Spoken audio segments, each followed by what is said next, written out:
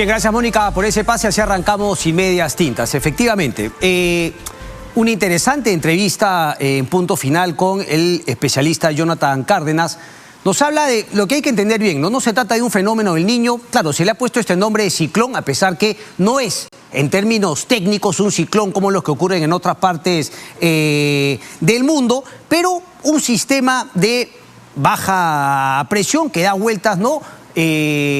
En sentido horario, como bien han dicho los especialistas, y que lo que ha hecho es juntar una suma de factores, una suma de ingredientes, estoy parafraseando prácticamente al especialista Jonathan Cárdenas, que nos ha traído estas lluvias. Lluvias que, dicho sea de paso, demoraron en lo que es la temporada de lluvias normal en nuestro país. Recordemos que el verano en la costa es justamente la temporada de lluvias en las zonas altas de nuestro país, pero que este año estuvo bastante seco. Pasó enero, pasó febrero y ahora, llegando a marzo, se da súbitamente lo que cualquier persona que con suerte, ¿no?, se baña en el mar peruano puede haber sentido.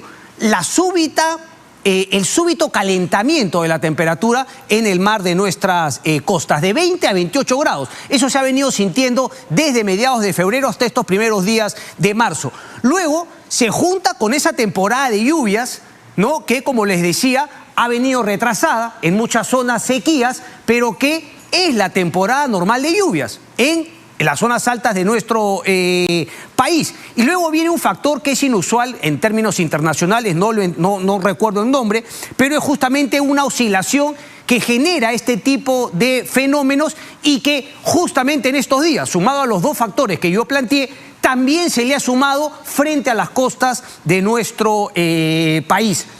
Sumado a este sistema de baja presión, tenemos este fenómeno de las lluvias que han golpeado el norte fuertemente y lo siguen golpeando. Las imágenes que han visto en los reportajes de Punto Final hablan por sí solas. Un poco en Tumbes, mucho más en Piura, bastante fuerte en Lambayeque, fuerte también en Piura, pero yo diría que los más fuertes son, en Trujillo, en La Libertad, pero yo diría que los más fuertes son Piura y Lambayeque, y también en Ancash. Hemos visto que la carretera prácticamente se ha dividido en dos por la inundación del río Casma. Solamente unos detalles, porque también se ha hablado de Lima. Y claro, Lima no ha estado preparada, no está preparada, la gente no está acostumbrada a las lluvias que, por ejemplo, vimos el día viernes en diversos distritos, como por ejemplo La Molina. Y solamente para que la gente no entre en pánico, no se aterrorice, pero tome las medidas que se tendrían que tomar. El tema de los techos que se podrían, que podrían ceder justamente porque aquí no tenemos dos aguas, sino tenemos estos techos planos. Muchas veces lo utilizamos, ahí puede empozarse el agua y finalmente eso se convierte en peso que podría generar, ¿no?, derrumbes, caídas, ese tipo de cosas. Y obviamente las quebradas que ya conocemos por temporadas de lluvias anteriores. Huaycoloro, Chosica, justamente vamos a enlazarnos con nuestros compañeros sobre estas zonas del país. Ahora, lo que ha dicho el experto y muchos expertos, me parece que, claro, es también, digamos, para la tranquilidad, pero sin perder de vista las medidas, repito, que hay que tomar. Lo peor está por venir en Lima y quizá también en el norte. En el norte pareciese que ya está cediendo un poco. El mapa lo mostraba, estos modelos que se toman para ver lo que podrían ser las lluvias en los próximos días. En el norte ojalá pareciera estar cediendo, podríamos tener este tipo de lluvias todavía mañana, martes, miércoles. En Lima lo fuerte estaría por venir, martes o miércoles, ¿ok? El día martes o miércoles, pero digamos, todo este evento, estos ingredientes que se han juntado en este platillo explosivo, ¿no?, de lluvias, estaría cediendo para el final de la próxima semana. ¿Ok? Repito, la suma de estos cuatro factores. Después del fin de semana que se viene, obviamente va a seguir la alta temperatura del mar todavía un buen tiempo. Vamos a tener un invierno bastante suave, como fue el invierno, ustedes recordarán, del 2020 cuando nos llegó la pandemia. Bastante benévolo, días soleados, no tanto frío, etc. La temporada de lluvias también va a seguir, así que podríamos ver lluvias, pero ya no esta suma de 4 factores, ¿qué es lo que ha generado estas lluvias fuertes y todos los desastres que se han generado en el norte del país y esperemos no se vayan a generar en nuestra capital? El experto decía, Jonathan Cárdenas, lo cito nuevamente, 1920, 12 milímetros, 1970, 16 milímetros, eso ha sido récord en nuestra ciudad capital. Lo que se espera para el día más picante, según los pronósticos, sería algo de 5 milímetros, bastante alejado. Pero podría ser que no sea tanto como podría ser que sea más. Por eso, repito, más vale prevenir que lamentar. Prevención que no hemos tenido en las diversas zonas del país en las cuales estas lluvias son recurrentes. Más allá de estos factores 4 que se han dado, normalmente tenemos en El Niño la zona norte del país, siempre golpeada, sobre todo cuando es niño costero. Primero quiero analizar un poco lo que ha generado estas lluvias en el norte del país sobre todo y luego voy a entrar a hablar de qué fue lo que ocurrió, por qué no se han corregido y por qué cuando el río Piura crece su caudal se sigue inundando prácticamente toda la ciudad con los destrozos que hemos visto. Se habló obviamente de la autoridad por la reconstrucción con cambios, ¿verdad? Pero pareciese que esa entidad, más allá de que también vamos a hablar del tema de gobierno a gobierno, porque veo que algunos embajadores hablan del tema gobierno a gobierno como si fuese prácticamente, ¿no?, allá en los años 70, 80, que nos donaban cositas, ¿no?, al país. Nos regalaban cositas, gobiernos del primer mundo, qué buena gente, un bus antiguo. Señores, esto es un contrato, esto es una relación comercial entre el Estado peruano y los países con los cuales se firme el gobierno a gobierno. Aquí no hay nada de donación, qué buena gente, porque nosotros le pagamos un porcentaje al gobierno con el cual firmamos el gobierno a gobierno. Un buen porcentaje del monto total que se asignan para las obras se lo lleva ese gobierno que se pone a hacer el trabajo de la logística, de traer a sus propias empresas. Claro, en el camino buscan contratar también a empresas nacionales, pero ahí hay un porcentaje que se lo lleva. Y para no personalizar todavía, pero claro, vamos a hablar porque además, ¿no?, se dio una columna justamente de Gavin Cook, el embajador del Reino Unido en nuestro país, que habla sobre la entrega de obras no puede parar. Una serie de obras que se ha hecho bajo la modalidad de gobierno a gobierno con el gobierno de Inglaterra. Pero solamente quiero decir una cosita, porque al señor Gavin Cook le gusta, ¿no?, fotografiarse en Twitter y soltar y jugar un poco al progresismo. Primero quisiera saber si es que va a tuitear algo respecto de la censura que le han generado a Gary Lineker en Inglaterra por decir que la política migratoria del Reino Unido parece a los nazis. Algo que decir respecto de la libertad de expresión, señor Gavin Cook. Y también algo que decir, y se lo dije en la época de los Panamericanos y lo vuelvo a decir ahora, tiene algo de liberal, tiene algo de moderno, tiene algo de democrático, de transparente, que tanto el Estado peruano como el Estado británico, en este caso el Reino Unido específicamente, se niegue a hacer público el convenio de gobierno a gobierno. ¿Hay alguna razón que puede justificar que no se quiera hacer público el convenio de gobierno a gobierno? Claro, bonitas son columnas, ¿no?, artículos, etcétera, etcétera, pero la transparencia habla de otra cosa. El compromiso con la libertad de expresión no solamente se evalúa en países como el nuestro, sino en su propia casa, donde se censura a un exjugador de fútbol como Gary Lineker, un super programa Match of the Day, que tiene 30 y tantos años, por haber hecho un comentario político en su Twitter. Y 36, ¿no?, de la Cámara de los Comunes en Inglaterra, 36 congresistas, si cabe el término, en comparación con el Perú, mandan cartas a la BBC pidiendo la remoción absoluta de Joe Lineker. Y yo solamente espero que en la línea de lo que se muestre el señor Gavin Cook, también efectivamente tenga un comentario respecto de lo que ha ocurrido en Inglaterra y la libertad de expresión, porque repito, le gusta, ¿no?, jamonearse en Twitter con estas cositas, con lo otro, me reúno con este, me reúno con lo otro. Habla pues, come on Gavin. Muéstranos también de qué está hecho pues el embajador del Reino Unido. Son solamente cositas para la foto que quiere mostrar aquí en nuestro país. Esperamos tu comentario. Y obviamente quisiéramos conversar también y conocer por qué no se ha hecho público. Y ya no voy a hablar solamente del Reino Unido. Voy a hablar de Francia y el convenio respecto de la carretera central. Voy a hablar de Corea del Sur respecto del acuerdo que ha firmado para el tema del aeropuerto de Chinchero. Voy a hablar de todos los países que hayan firmado un acuerdo de gobierno a gobierno con el Perú y no nos quieren publicar el convenio transparentemente en cualquier página web, en cualquier entidad. Eso es una vergüenza. Y eso habla, cuando se quiere llenar la boca, ¿no?, de gobierno corporativo, de transparencia, de lucha contra la corrupción, una hipocresía en toda su extensión. Ahora bien, volvemos al tema del mapa, porque lo que sí es cierto es que el Reino Unido firmó acuerdos de gobierno a gobierno, pero aquí la culpa puede haber sido de la autoridad con reconstrucción con cambios y también obviamente de los gobiernos regionales y del Estado peruano sobre todo, porque es cierto, el niño del 2017 destruye colegios, destruye carreteras, destruye hospitales, pero la pregunta era un tema de prioridad. Yo voy a reparar los colegios y los hospitales. Claro, prioridad, la gente necesita ir al colegio. Pero tiene sentido, primero, reparar, reconstruir esa infraestructura destruida, sin hacer también las obras que permitan que esa infraestructura que voy a hacer nuevamente no la vuelva a destruir el río. Bueno, eso es justamente lo que no se hizo. No se trabajó en paralelo. Ergo, el Reino Unido y el gobierno a gobierno, enhorabuena, ha hecho buen trabajo en algunos casos, ha entregado colegios, ha entregado hospitales, pero sin embargo, recién el drenaje para el río Piura se presentó el plan en octubre del 2022.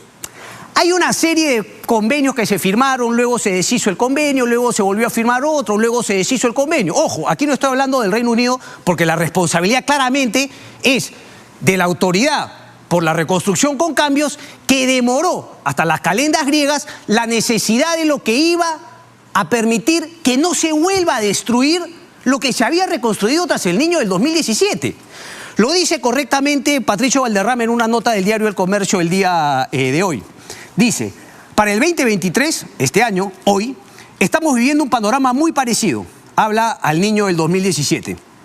Lluvias extremas en el norte del Perú, desborde de los ríos, activación de quebradas, inundación de ciudades y una sociedad que después de 6 años se ve detenida por un fenómeno completamente mitigable.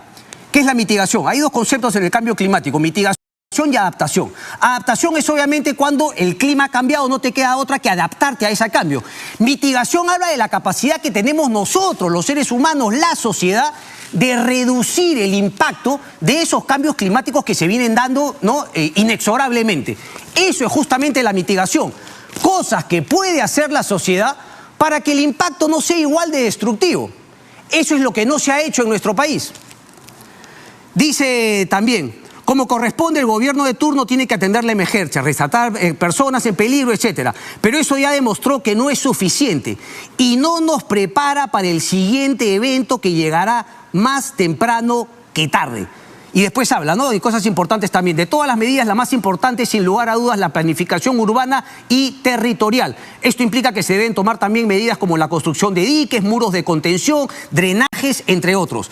Yo tengo un punto ahí sobre la planificación urbana y territorial que seguramente lo vamos a tocar más adelante en algún momento del programa o los martes y jueves que tenemos una especie que es el tráfico de tierras. El tráfico de tierras que envuelve también a las autoridades municipales, autoridades regionales, etcétera, etcétera, es lo que siempre nos lleva a la misma situación, que sean las mismas zonas que son destruidas por estos desastres naturales que, repito, son completamente mitigables. Me fui un poquito del tema, ¿no? Voy al mapa rápidamente, José, ¿cómo no?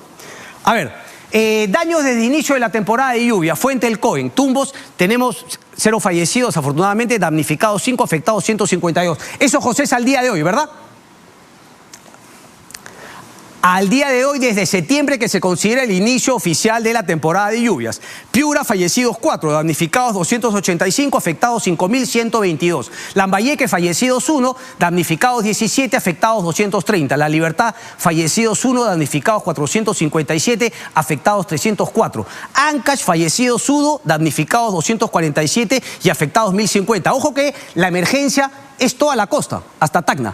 Pero claro, los pronósticos y la realidad que hemos visto en los últimos días, en las últimas horas, habla del impacto más fuerte en el norte del país claramente y lo que podría ocurrir hacia el martes o miércoles en nuestra capital.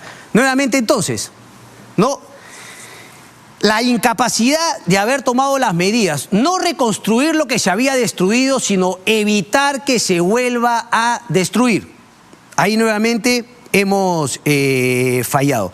La Autoridad para la Reconstrucción con Cambios, creada el mismo año, priorizó la infraestructura, más no los sistemas de drenaje ni de causamiento de afluentes. Una gestión deficiente que hoy nos pasa factura.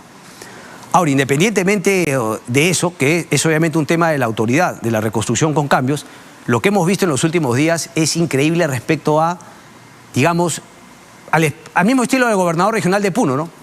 Todas las autoridades desaparecidas. Los alcaldes no están, los gobiernos regionales no aparecen, etcétera, etcétera. La verdad, como ciudadano, vaya que hay que indignarse, ¿no? Hay que molestarse y sobre todo tomarse pues la medida más adelante cuando venga el tema del voto. Por eso es que se necesitan, tan importantes son las reformas. Pero bueno, vamos a analizarlo de la Autoridad de la Reconstrucción con Cambios. A ver, 2017 fue Pablo de la Flor, duró poquitísimo. Me acuerdo, Pablo de la Flor, un ejecutivo muy competente, duró poquitísimo porque obviamente él venía del sector privado, dijo que simplemente las cosas no avanzaban, no se daban y prefirió estar de ahí pintado. Finalmente salí, me acuerdo claro, una columna que escribió un artículo en el cual explicaba su salida. Edgar Quispe, en el 2017, ni bien sale Pablo de la Flor, todo esto bajo el gobierno de Pedro Pablo Kuczynski. Nelson Chuy, 2019, Amalia Moreno, del 2019, la saca el gobierno de Pedro Castillo. Había muchos empresarios que estaban de acuerdo con el trabajo de Amalia Moreno, calificada, etcétera, pero la saca en el 2022.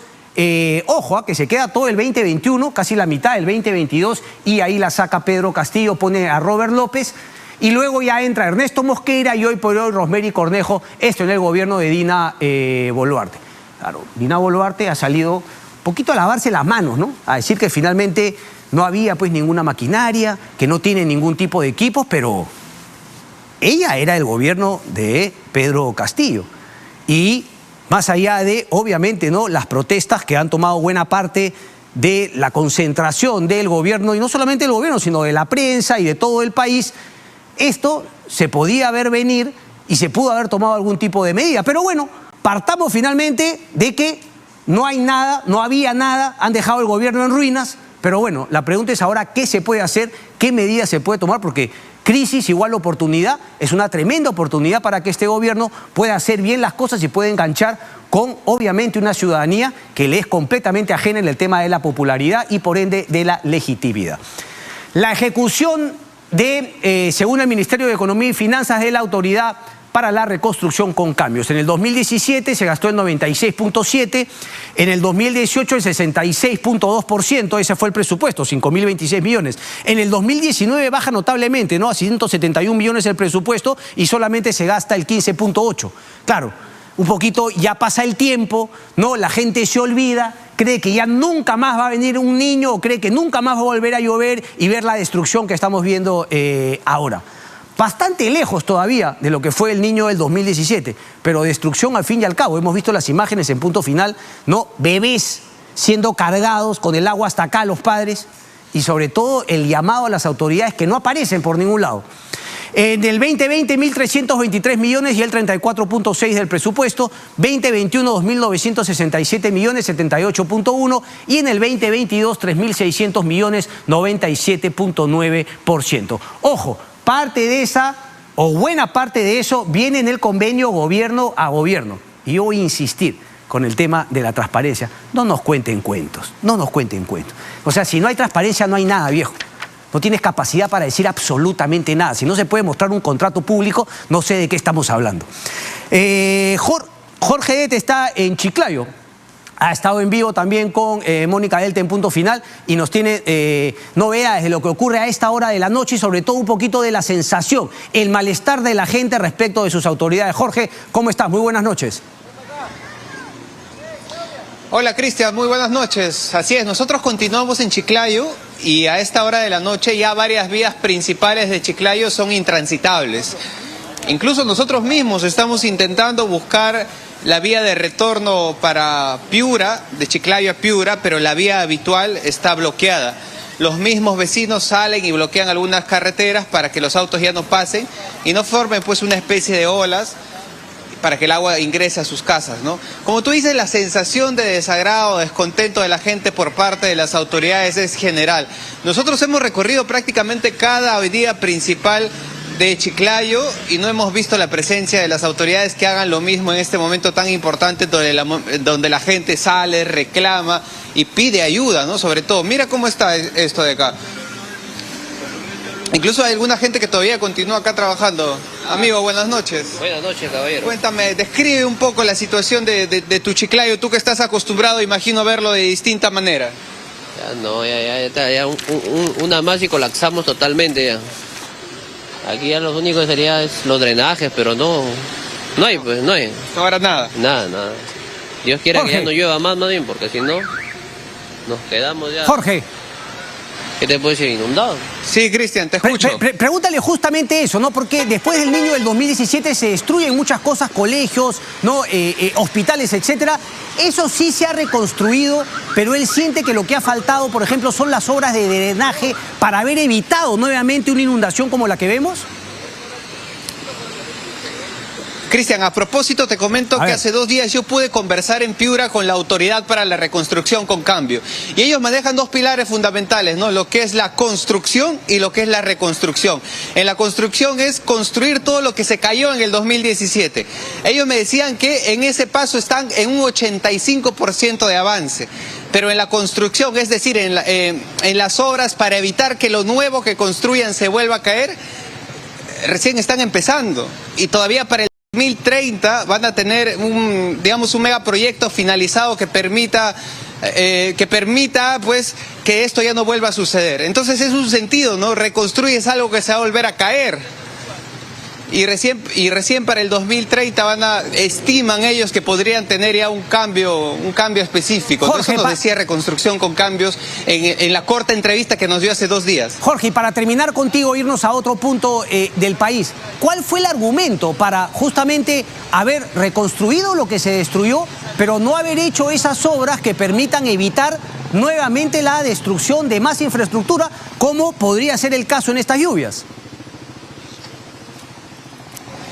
Lo que nos dijeron era que era un proyecto demasiado grande y que habían coordinado con cada una de las autoridades, gobiernos regionales, alcaldes, para que se pueda ejecutar un megaproyecto. Como el proyecto, en teoría, es de gran dimensión, demora más. Ellos tienen estimado que recién para el 2030 los que viven acá en el norte van a dejar de vivir esto.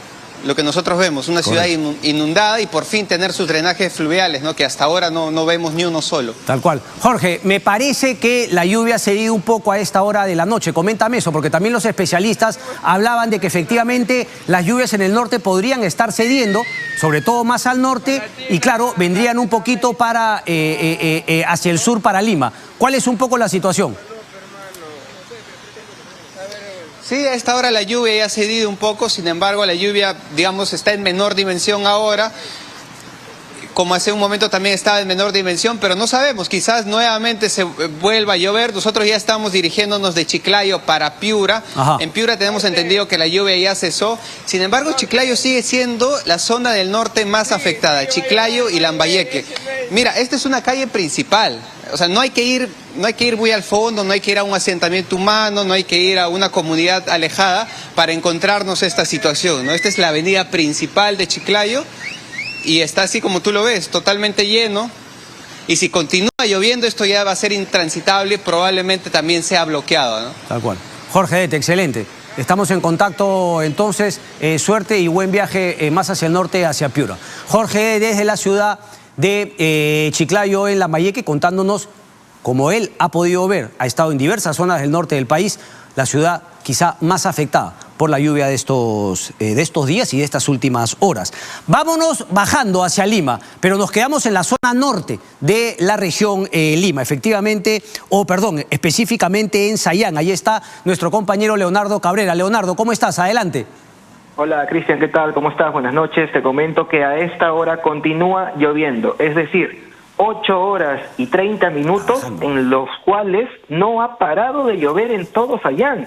Se han activado el 90% de las quebradas registradas aquí. La policía nos ha comentado y nos pedía además hacer la invocación que las personas no transiten por la carretera Huaura porque hay bloqueos cada 2-3 kilómetros en donde se han activado estas quebradas. Más temprano hemos estado desde las 5 de la tarde reportando la caída de huaicos en vivo. Nos encontramos precisamente con un huaico con personas desesperadas, con un restaurante que prácticamente ha desaparecido, un hospedaje totalmente destruido, un hotel emblemático de Andahuasi también destruido, y a esta hora ya nos han comentado que es prácticamente imposible transitar por la carretera Huaura porque hay mucho peligro de deslizamientos, podrían ocurrir más accidentes, así que hacemos el traslado de este mensaje que nos da la Policía Nacional para evitar viajar, sobre todo durante la noche. Está llegando maquinaria, es lo que nos han comentado. Hemos visto 2 palas mecánicas en una sola quebrada en donde se ha activado el huaico, pero ¿qué crees? Ya se acabó el combustible. No hay combustible. Y un consejero regional nos decía que por favor hagamos también el pedido al gobierno central de brindar combustible para que puedan seguir trabajando, desbloqueando la carretera Huaura. 8 horas y 30 minutos en que continúa lloviendo. A esta hora todos allá está lloviendo, Andahuasi también, y los más afectados son los centros poblados. Ya se ha confirmado que son más de 3.000 damnificados en la provincia de Huaura, producto de los huaicos que han caído en las últimas 5 horas. Cristian. Correcto. Gracias por esa información. Situación complicada entonces en Huaura, ¿no? Pero, no sé, ojalá se vaya dando lo que los expertos han dicho, ¿verdad? Que la lluvia va cediendo en el norte, claro, ahora el norte de Lima, seguramente no, mañana el martes. Por lo menos, ¿no?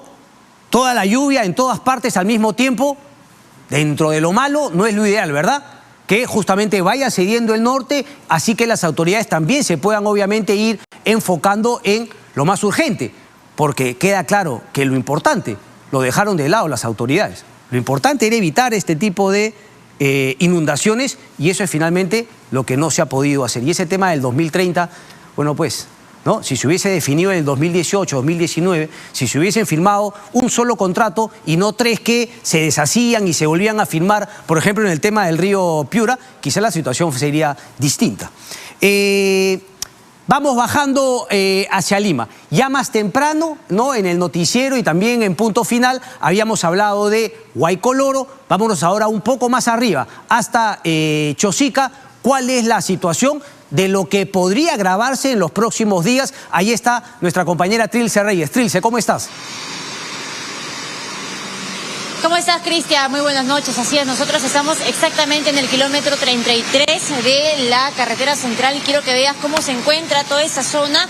Se han activado esas 2 quebradas, es cierto, pero aquí la complicación que tienen justamente los vecinos, lo que nos decían es que al menos para este punto todavía no han llegado las autoridades. Lo que están haciendo estos vehículos es pasar por toda esta zona.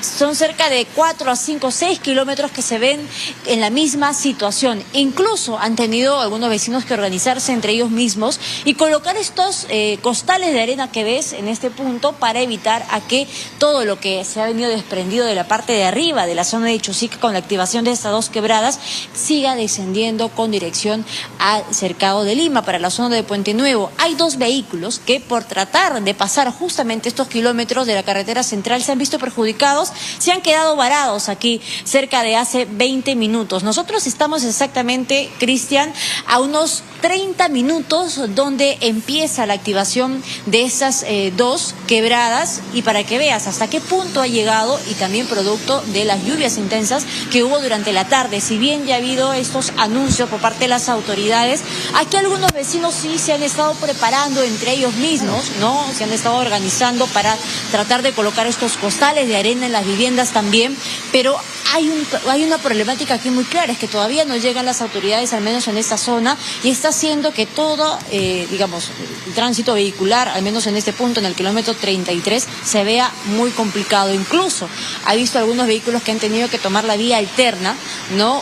Digamos, ir en contra para lograr transitar por esta zona.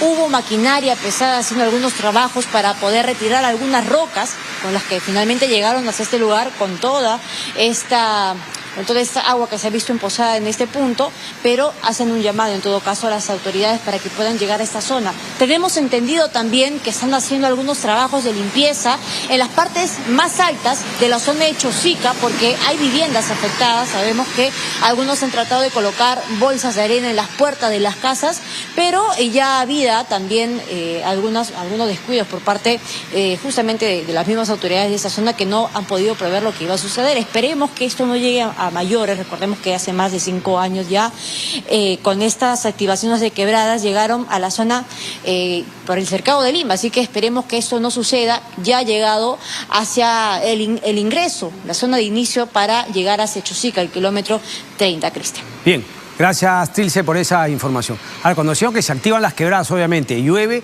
y comienza a discurrir, creo que es el agua justamente por esas quebradas, no sé si lo digo bien. Pero claro, no necesariamente activar habla de una potencia destructiva, que sí podría darse si es que obviamente la lluvia es más fuerte, arrastra lodo, arrastra piedras y puede empezar a ser mucho más destructiva de las imágenes que nos ha mostrado Trilce, que solamente ha generado una inundación en parte de la carretera central. ¿Qué quiero decir con esto? El mensaje, la prevención, porque esto podría ser el inicio de lo que podría ser más fuerte, lluvias y con activaciones de quebrada ya en lo que denominamos huaico más destructivos. Así que atentos a eso. Para conversar sobre esto, dada su experiencia y también, como no, sobre temas políticos, está con nosotros Jorge Nieto Montesinos, a quien le damos la bienvenida. Jorge, un placer, muy buenas noches, gracias por estar aquí. Jorge, lo primero, y apelando un poco a tu experiencia, ¿ha sido un éxito la reconstrucción con cambios? ¿Ha sido un fracaso? ¿Ha sido un éxito parcial en la parte de colegios, de salud, pero no se ha dado el tiempo, la voluntad política de ir por esos temas justamente que podrían haber mitigado los impactos negativos que estamos viendo ahora? Bueno, tú has mencionado el problema de que se hicieron ciertas cosas como la reconstrucción de colegios, hospitales, cuarteles, comisarías, en general escuelas, en general edificios públicos, pero no ha habido la obra que evitaría que ciudades como Piura, como Chiclayo, Lambayeque, ante no unos huaicos, sino unas lluvias intensas, finalmente terminen colapsadas porque no hay drenaje profundo. Pero creo que el tema va más allá. Hay un tema elemental, que es hacer el juicio a partir de la ejecución presupuestal. El 18, si no recuerdo mal... Ponme el cuadro, por favor, si lo tenemos, José, nuevamente. Ahí teníamos justamente los presupuestos y el gasto realizado. Bueno, hasta donde recuerdo, el 18 creo que se ejecutó más o menos el 4% de lo que estaba programado. El 19 el 3%, el 20 el 0.5%, año de pandemia, explicable. El 21 el 14 y el 22 el 19. Ok, pero digamos, tú me hablas de un presupuesto total, global. Sí. Porque claro, a partir de ahí se entregan presupuestos anuales y obviamente ese es el porcentaje de ejecución.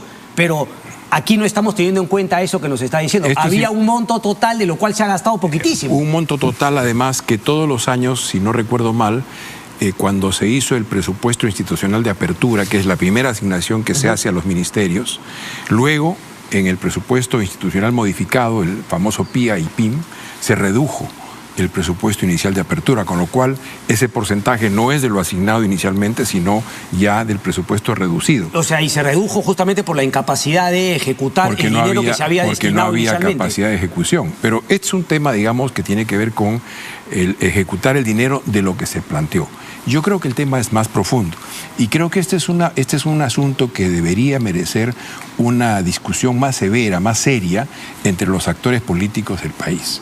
¿Qué está haciendo Ecuador frente a las mismas cosas que nosotros estamos enfrentando? Ya nos los enseñó en el 2017. Ellos tienen vimos ahí qué fue lo que pasó. Unos videos que eran envidiables, la verdad, de un lado cómo y del finalmente otro. drenaban, efectivamente. Pero ¿cuál era el tema? ¿Cuál es el tema de fondo? Si tú miras lo que estamos haciendo, aparte de reconstruir escuelas, colegios, comisarías, cuarteles, etcétera, postas médicas, hospitales, en las cuencas lo que se han hecho son defensa ribereña, construcción de infraestructura natural, o sea, reforestación, que colabora con la defensa ribereña, laminado de ríos y descolmatación, y finalmente la idea era tener un sistema de alerta temprana.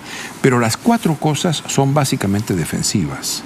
¿Qué ha hecho Ecuador? ¿O qué está haciendo? Porque lo va a concluir en 20 años. Han hecho un plan no para desviar el agua al mar, como se está pensando ahora. Sí, ¿Cómo hacemos para llegar al mar más rápido y que la gente no sea afectada? Correcto. Eso es un error estratégico, porque el agua es un bien que tiene valor, y mucho valor, y cada día es más escasa. Entonces, ¿qué han hecho en Ecuador? Han organizado un sistema para canalizar, reservar, tratar y usar el agua, no para que llegue al mar, para que tenga un destino final de uso humano. ¿Y qué van a lograr al 2035? Inicialmente era dentro de 20 años, empezaron en 2015. ¿Qué van a lograr? Van a lograr duplicar su frontera agrícola, tener 4 veces la producción de energía que hoy día tienen, recuperar 40% de bosques tropicales que habían perdido y tener agua potable en sus principales ciudades. ¿A qué costo? 30.000 millones de dólares en 20 años, o sea, 1.500 millones de dólares. 30.000 millones en 20 años. ¿Tú recuerdas, Jorge, cuál fue el presupuesto inicial del que me hablabas en la partida inicial? ¿Cuál era el monto total que se supone se iba a destinar a esta reconstrucción con cambios? No recuerdo la cifra, pero sí recuerdo los porcentajes que se usaron. Ok. Pero estamos hablando de varios miles de millones Pero de si soles. revisamos el cuadro, debe haber gastado, pónmelo, José, nuevamente, haciendo a grosso modo algo de 10.000 millones. ¿Tú recuerdas que era bastante más? ¿Después se redujo? Se redujo. Yo hablé incluso de esa cifra en algún momento y me generó dificultades dentro del gobierno. Hasta más, podríamos estar hablando de 12.000, 13.000 millones, ¿no? Claro, estamos hablando de soles.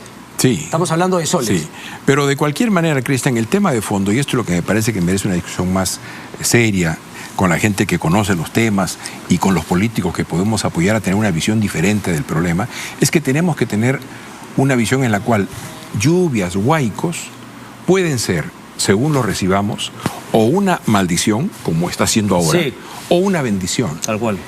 Para que sea una bendición, tenemos que salir de la política defensiva. La política defensiva es, ¿qué hago para no volver a sufrir lo que hemos sufrido desde el año 600 después de Cristo? Estamos hablando de hace 1.500 millones de años. Sistemáticamente ha habido este fenómeno. Tenemos que aprender. Entonces, una política estratégica ofensiva tiene que ir a tratar de valorizar ese recurso natural. Claro, y eso significa verlo de modo completamente distinto. No estamos hablando ni siquiera de 10.000 millones de dólares. Estamos hablando de un proyecto a 20 o 30 años de gastar 120.000 o 130.000 o 140.000 millones de dólares, que para una economía como la peruana significan 4.000, 3.000, 5.000 millones de dólares al año. Pero ya estás empezando mal si es que, por ejemplo, ya es claro, ahorita lo estamos criticando porque no tenemos esa visión, pero ya con esta visión que tú planteas, el tema del drenaje del río Piura ya es empezar mal, porque ya estás poniéndote en la situación en la cual el río va a colapsar, esa agua se va a perder y no quieres que se pierda inundando ciudades, sino llevándola al mar. Bueno, error. Ya. Pero también hay incentivos perversos, porque claro, desde que salió finalmente el tema del gas y en vez de hacer algo mucho más productivo con el gas, empezamos a generar electricidad con el gas, nos olvidamos de el tesoro peruano, que es justamente la posibilidad de hidroeléctricas. Si tuviésemos represas para justamente capturar el agua y que no caiga el mar, activaríamos nuevamente hidroeléctrica. Entonces, ahí también se van dando incentivos perversos. Por eso es que digo que necesitamos una discusión seria entre los políticos, que finalmente deben ser los que deben liderar el país, los empresarios, los especialistas, los técnicos, de modo que diseñemos un proyecto a 30 años y que hagamos la inversión necesaria para que nunca más el agua que nos llega del cielo o de los cerros, que finalmente es del cielo, sea una maldición, sino que sea un recurso que nosotros canalizamos, organizamos, administramos y nos permitiría, entre otras cosas, hacer que Piura produzca al 100% de su capacidad agrícola. Solamente una última, porque es inevitable cuando hablamos contigo, Jorge, no tienes ideas políticas, se baraja, ha sido voceado como primer ministro de Dina Boluarte, voceado como candidato a la presidencia. Pero antes de entrar a ese tema que me parece de fondo también, el gobierno a gobierno, a mí me parece que finalmente ha solucionado buena parte de las carencias. No debería ser algo para siempre, debería ser algo que aprendamos, luego podamos prescindir de ello, pero por el momento me parece que es un camino completamente viable. Pero ¿por qué no hacer públicos los convenios de gobierno a gobierno entre el Estado peruano y otros gobiernos? Porque lo que se hace finalmente es liberar ataduras, ¿no? ¿Qué cosa es el gobierno a gobierno finalmente? en uno de sus aspectos. Es evitar que todo el proyecto y todo el manejo del recurso pase por la legislación regular por la cual pasan todos los recursos. ¿Y qué hemos hecho en esa legislación? Hemos construido una serie de marañas legislativas para evitar la corrupción. ¿Cuál ha sido el resultado? Que los funcionarios públicos están atados porque les da temor firmar y decidir, porque pueden terminar ante el juez, y al mismo tiempo la corrupción goza de cada vez mejor salud. Pero no entiendo esa parte con, digamos, la transparencia a veces juega en contra de la lucha contra la corrupción. No cabe eso. No, justamente. Lo que se hace es eso. Yo creo que debería haber transparencia. No hay razón por la cual un convenio de gobierno a gobierno no pueda ser conocido por la ciudadanía. Pero no es el único convenio en el cual la gente, la ciudadanía, no está informada y no tiene acceso a esa información. Debería hacerse. Correcto. Debería hacerse. Y eso no depende de los otros gobiernos. Depende de nosotros. ¿Por qué? El otro gobierno también podría hacerlo. Porque obviamente el gobierno, por ejemplo, en el caso del Reino Unido, podría tener una página web, si es que el problema es Perú, bueno, tú no querrás publicarlo, pero yo lo publico porque a mí, justamente, mi gobierno, o por lo menos en mi país, me piden transparencia y yo tengo un estándar en el cual no voy a bajar al tuyo Perú, yo voy a mantener mi estándar. Para eso firmamos el gobierno a gobierno, para que ellos nos traigan un estándar más alto del que nosotros tenemos. Pero los interesados somos nosotros, porque el dinero es nuestro. Sí, pero ellos también cobran, no es un regalo. Por eso. Pero la transparencia. El dinero es nuestro, los interesados. Sí, pero lo que me has planteado es que no sería el otro gobierno, sino el peruano el que pide la confidencialidad. No he dicho eso. Lo que he dicho es que los interesados en transparentar el uso de nuestros recursos somos los peruanos. Es el gobierno peruano que firma el contrato. No hay razón por la cual eso no se transparente.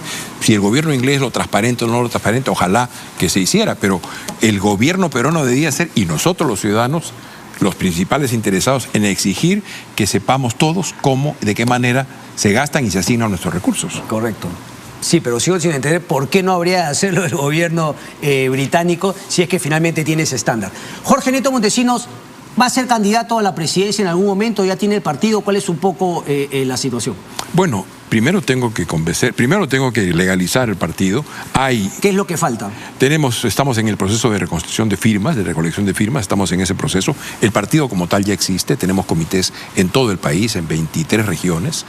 Ya existe como fuerza política, tenemos una escuela de liderazgo que semana a semana forma líderes en todo el país a través de los mecanismos de los nuevos medios de comunicación. Tenemos una comisión de plan de gobierno que va trabajando con otros partidos, incluso una elaboración programática para ofertarle al país. ¿Con qué otros partidos están conversando, si es que se puede saber? Hay 3 que están en proceso de inscripción ya a portas. ¿Son partidos nuevos o algunos son partidos que ya... ¿Todos partidos nuevos? Los 4 son partidos nuevos. Con quien estamos trabajando la parte programática es lo que se llama el Partido de la Ciencia, que es un grupo de científicos peruanos que con formación muy calificada en Alemania, Estados Unidos, Inglaterra, Francia, están tratando de formar un partido, pero estamos trabajando intensamente en la elaboración programática porque el Perú tiene que tener nuevas miradas sobre sus problemas, como lo que estamos conversando sobre la reconstrucción. Pero no han planteado unirse los 4 finalmente para no hacer el recojo de firmas de manera individual, sino finalmente unirse. No se ha podido hacer eso, cada quien ha preferido seguir su propio camino, pero estamos construyendo lo que claramente será una coalición. Un incentivo perverso nuevamente uno podría plantear a Jorge Nieto Montesinos y a su partido no le interesa ir tan rápido adelante de elecciones porque no podría todavía participar. ¿Cuál es la posición al respecto, independientemente de este supuesto que he planteado? El aguijón de tu pregunta no tiene razón. O sea, desde el punto de vista del esfuerzo del partido por legalizarse, a nosotros no nos convendría un adelanto de elecciones, pero al país le conviene un adelanto de elecciones. No me importa lo que le interese al candidato o al partido en el cual yo estoy. Lo importante es que el país necesita resolver su crisis política con democracia. Y la única manera de hacerlo es convocando elecciones generales en el plazo más corto que permita organizar seriamente un proceso electoral. Me parece que es fundamental. Siempre hay que poner por delante los intereses del Perú. Entonces, finalmente, independientemente de lo que sería tu partido, digamos, no tu interés político, ¿crees que habría que dar un adelanto de elecciones lo antes posible? ¿Alguna condición previa para que se dé adelanto de elecciones y pueda finalmente lograr algo distinto, algún tipo de reforma, etcétera, o por la situación actual, adelanto de elecciones así nomás? Las reformas vienen siendo una excusa para evitar que este proceso ocurra lo más rápido posible. Si hablamos de reformas en serio, las reformas tienen que ser solo 2. ¿Qué cosa es lo que pide la ciudadanía? nuevos actores, nuevas ofertas, nuevos políticos y políticas en la escena. Por tanto, una legislación que permita que se abra el abanico. Que se abre el abanico y que se facilite el ingreso de nuevos partidos al sistema político. Uno podría plantear nacional. que eso también lo estás viendo desde el punto de vista del interés político de ustedes. No, podría verse así, otra vez el aguijón. Pero en realidad, Cristian, somos el país que más requisitos pone, por lo menos en la región, para participar políticamente. Y a los requisitos que están en la ley, les tenemos que agregar los requisitos que están en el reglamento. Te cobro tanto por revaluar firma, tienes que hacer tales cosas a tales horas, de tal manera y de tal modo. Okay. Eso tiene que ser abatido, porque la Constitución lo que hace y lo que quiere es facilitar la participación de los ciudadanos y ciudadanas en la vida política. Es una primera cuestión. Esa es una, tú dijiste dos. ¿Cuál sería la segunda? La segunda, evitar que los corruptos ingresen con facilidad o que no ingresen simplemente al sistema político. Todos aquellos que tienen sentencia o que están en proceso de acusación de 3, 4, 5 delitos graves no deberían tener la posibilidad de entrar al sistema político. Entonces, abrir a nuevos actores y sacar a los corruptos. Pero ¿cómo logra sacar a los corruptos? Porque finalmente, claro, uno podría plantear que cómo cambiar el sistema de corrupción, porque podría entrar una persona que finalmente no ha tenido una investigación. Y se corrompe dentro. Pero mira a Pedro Castillo. Bueno. No teníamos una investigación previa. Claro, él quizá porque no había estado finalmente en un cargo público, no había tenido otras oportunidades, pero claramente entró y lo primero que hizo fue ir por la corrupción. Entonces, no te asegura nada de ese tema, sino que el sistema no te corrompa y el sistema se proteja de los corruptos. Ahí tiene que ver un asunto fundamental, que es el tema del dinero en la política. Mientras el dinero siga ocupando un rol fundamental en la política, ¿cuánto cuesta la candidatura en tal o cual partido? Porque hay partidos que se dedican a vender candidaturas, ¿no? Ese es el negocio. Sí. Bueno, tenemos que evitar que el dinero sea un tema fundamental en la política. Mientras lo siga haciendo, va a pasar lo que tú dices.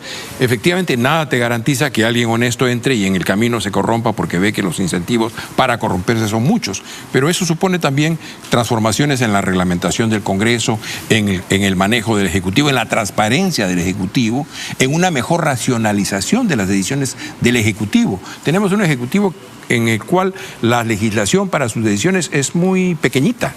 Necesitamos hacer que eso sea mucho más racional, con mucho más elementos de otras instituciones del Estado, para que las decisiones no entren en esos procesos de corrupción que tú mencionas. De cara justamente a lo que sería, digamos, una posible candidatura tuya con tu nuevo partido político, ¿cuál es la posición hoy por hoy de Jorge Nieto Montesinos respecto de la situación de este gobierno? Recuerdo una entrevista que te hace el diario El Comercio hace, no sé, un mes y medio, quizá un poquito más, ¿no? En la cual tenías una posición clara, incluso contabas detalles de cómo, digamos, tuviste una conversación con Dina Boluarte, pero habían ciertas cosas en las cuales no estabas de acuerdo, ¿no? Por ejemplo, que tenía que haber una responsabilidad política por el tema de los muertos, cosa que hasta ahora no se ha dado. ¿Cuál es esa posición tuya hoy por hoy respecto de la situación que se vive actualmente? Habiendo empezado en diciembre con la situación, se habla de una dictadura cívico-militar, es un gobierno autoritario, desde afuera otros países nos dicen que aquí ya no hay democracia. ¿Cuál es tu punto de vista? Mientras no haya una vocación de diálogo auténtico, verdadero y de impulso a una negociación para resolver este tema de manera política, no va a haber solución y vamos a seguir como estamos hasta ahora. Si piensa el gobierno que desplegando a las fuerzas del orden, tanto las Fuerzas Armadas como la Policía Nacional, en las zonas en las cuales hay complicaciones y conflictos, si piensa que de esa manera va a resolver los problemas, está jugando con fuego. Porque es un tema de una mala decisión, que puede ser tomada en cualquier circunstancia, que provoque una nueva cantidad de muertos, por ejemplo en Puno. El gobierno ha renunciado en la práctica al impulso al diálogo y a la negociación. Lo ha hecho. La persona que más buscaba esto en el gobierno fue despedida. ¿Quién?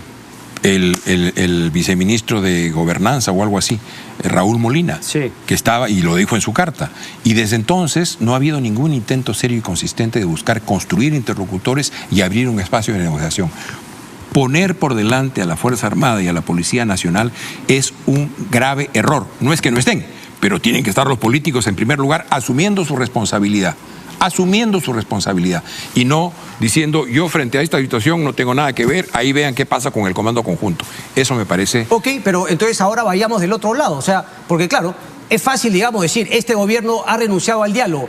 Eso podría ser cierto y a veces diría que, claro, la incapacidad y la inoperancia de este gobierno parece que no ha logrado abrir esas puertas del diálogo, pero y del otro lado, Jorge, es decir, los radicales, es una dictadura aymara la que hay en Puno. Aquí hemos mostrado videos. Eso es un exceso. Yo no creo que sea un exceso, porque si hay un ciudadano puneño que quiere trabajar y lo agarran a golpes, ¿de qué estamos hablando? Bueno, pero hay... Es que si no criticamos lo otro, venimos muy suaves, ¿no? Critico... No lo has criticado, Jorge. Bueno, solamente has hablado me has preguntado, porque tú me has preguntado al gobierno. Pero tu mentalidad te ha hecho enfocarte solamente en eso, No, tu pregunta... Ahora te lo repregunto y lo planteas. Tú me has preguntado sobre el gobierno. Ok. Pero si tú sigues mis declaraciones... Si tú sigues mis declaraciones en los últimos 6 meses y soy de los pocos... Yo te he hablado de la situación del país, Jorge, no del gobierno únicamente. Pero bueno, dale con la pregunta. Si me escuchas, por favor.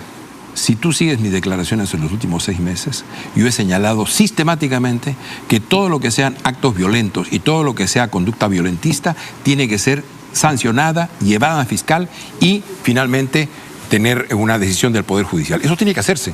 El Perú no puede volver a una época en la cual el violentismo predomina en nuestra política o ¿Cómo lo haces?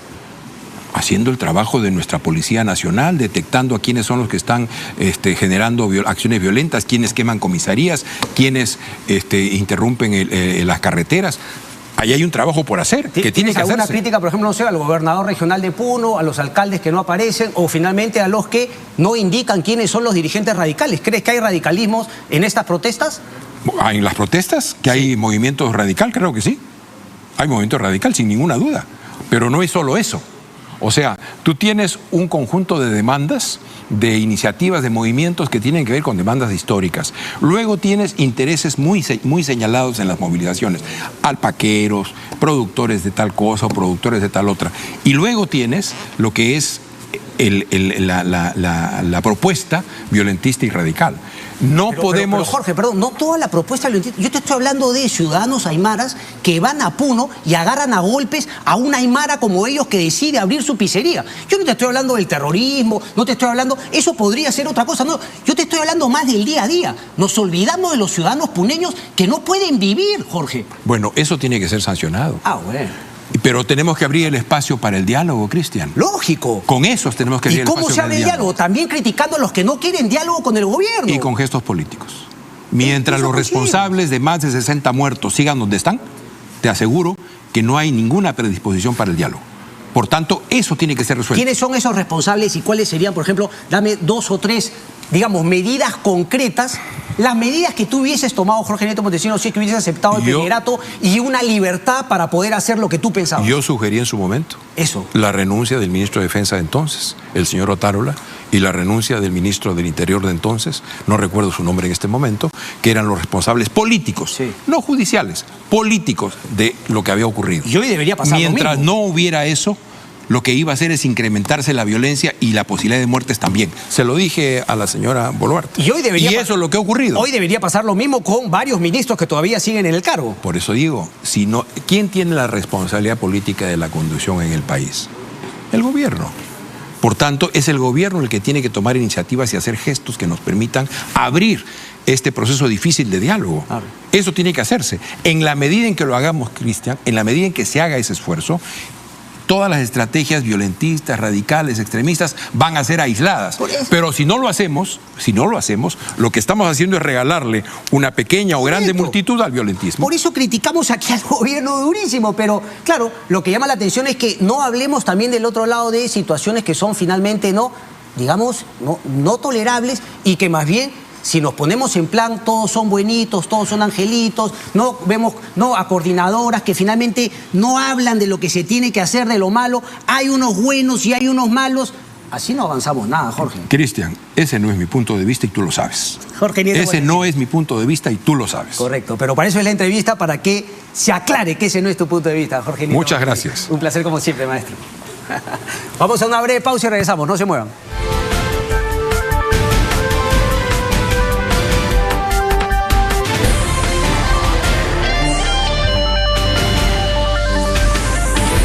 Llegando al final de Sin Medias Tintas, recuerden que estamos martes y jueves también con el comentario en Latina Noticias. Ahí vamos a hablar justamente de unas notas importantes, ¿no?, que ha presentado José Miguel Hidalgo esta noche en Punto Final respecto de lo de Puno y lo que ocurrió con los soldados. Se va abriendo finalmente y va apareciendo la verdad. Ya comentaremos al respecto.